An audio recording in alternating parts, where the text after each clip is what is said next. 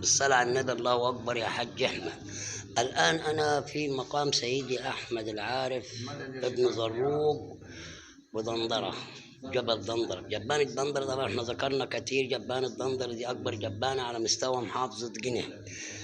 ومعي الأخ الأستاذ المنشد الديني في مدح الرسول الحاج أحمد الفقي ابن دندرة.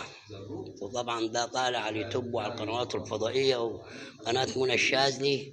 وراجل ده يشرف لدندرة وشرف لدندرة والمحافظة كلها، وحاجة بالصلاة على النبي. الله أكبر. أشكر سيادتك يا باشا. الله يبارك لك. الله ربنا يبارك. لكن أنت المدح ده من زمان يا حج أحمد.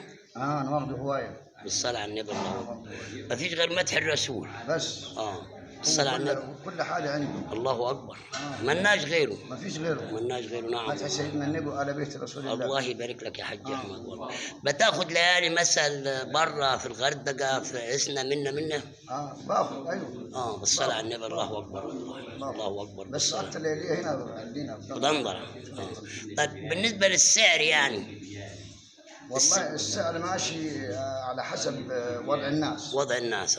مش انا انك بقول لك انا وقتها حب، مش بضغط على حد، ادوني بركه. الله. سامعين يعني بيقول لك ممكن ياخد 1000 1000 ونص يعني ليالي، وفي ليالي ممكن ياخد 5000.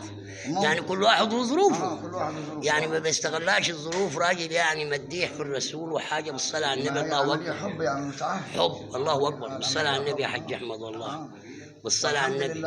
ويعني أنت بالذات في مقام سيدي أحمد العارف ابن زروق، يعني حاجة حلوة بتاجي كل جمعة ومحبينك وناسك وليك شعبية كثيرة يا حج أحمد. الله يبارك لك. بالصلاة على النبي. الله أكبر. ربنا يستر علينا وعليك يا رب. تعيش يا غالي. ربنا يستر علينا وعليك. الله يبارك لك. بالصلاة على النبي. طالع مع الشيخ أحمد. ربنا يستر علينا. حاجة حلوة بالصلاة على النبي. الله أكبر. الله يبارك لك يا حج أحمد. ربنا يوفقك أنت وحبايبك. تعيش يا غالي. تعيش والله. الله يبارك لك يا حج أحمد. حاجة بالصلاة على النبي. الله أكبر. الله أكبر يا حج أحمد.